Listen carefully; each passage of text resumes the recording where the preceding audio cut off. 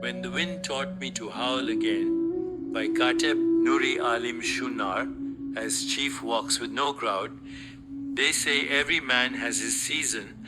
Mine just happened to last 12 winters too long. They call me Chief Walks with No Crowd, and that's not a ceremonial name. It's just what folks started calling me after I stopped attending the drum circles, potlucks, naming ceremonies, and gossip gatherings. I prefer the whisper of a hawk's wing to the loud cackling of folks talking about nothing. You want to know about healing? Let me tell you something. Healing ain't always sweetgrass and sunrise chants. Sometimes it's you in a crusty buffalo hide blanket, smelling like smoked trout, arguing with a chipmunk about whose rock that was. Healing is complicated. I didn't ask for healing. The Creator knows I tried to avoid it the way a coyote avoids a wet dog. But just like a stubborn relative, it showed up anyway, sat in my teepee, and said, "You remember who you are yet?" I was born under the sign of the moon that argues with itself. Makes sense. Even as a boy, I had questions. Too many, if you ask my mother, singing rock. I was the child who asked why the sun doesn't fall, why rabbits blink so much, and if the wind ever gets lonely. They thought I was strange. I preferred rocks and stories over sticks and wrestling.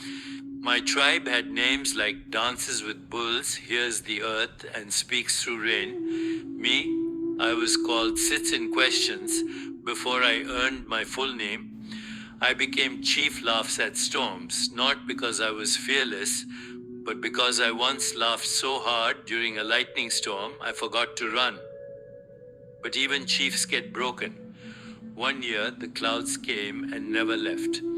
Death took too many, my brother, my wife, and my unborn daughter, Little Pebble.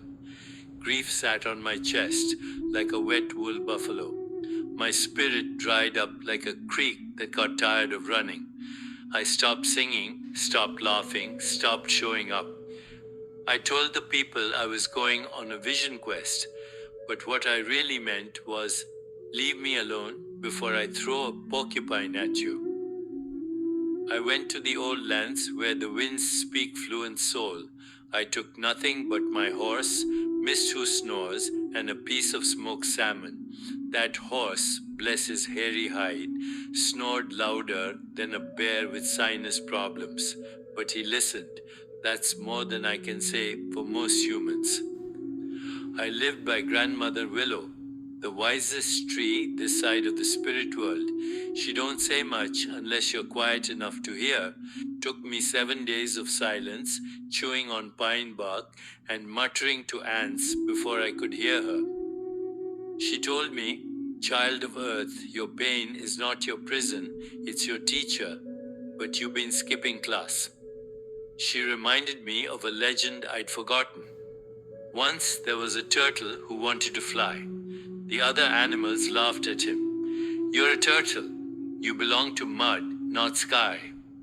But Turtle ignored them. He climbed a tree every day, inch by inch. The owl asked him why. Turtle said, "The sky may not be mine, but climbing teaches me patience."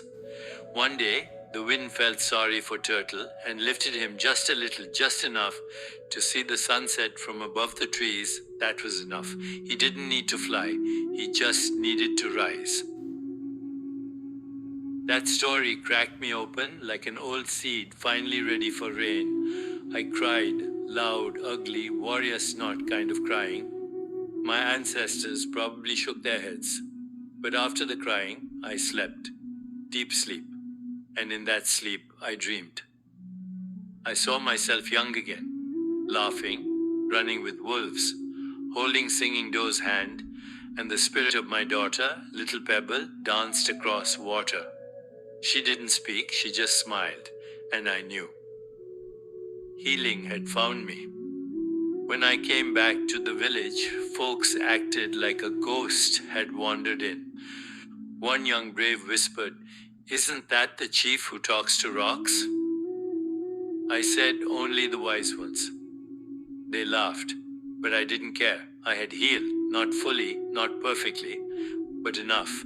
Enough to smile again, enough to teach. I sat the children down and said, healing is when your spirit comes home, and freedom is when you stop making excuses for why it left. Now let me add some holy humor. You ever try to pray while your horse farts during your sunrise chant? I did. Thought the spirits were answering back. I stood up, all proud, like, yes, wind spirit, I hear you. Then I realized it was just Mist Who Snores eating wild onions again. So I burned extra sage to purify the area and my nostrils. My medicine brother talks to frogs once said, if you don't laugh at yourself, the spirits will do it for you. Healing ain't linear. Sometimes it's like weaving a basket blindfolded upside down with a squirrel throwing acorns at your head. But every day I wove a little more, patched up the hole in my soul with songs, quiet, and good soup, especially the soup. I now tell people this: freedom is not being unbroken, it's dancing anyway, even with the cracks. Healing is when you stop trying to be who you were and bless who you're becoming. If you're reading this and your spirit's tired, know this: you're not forgotten. The Creator still carves your name into sunrise.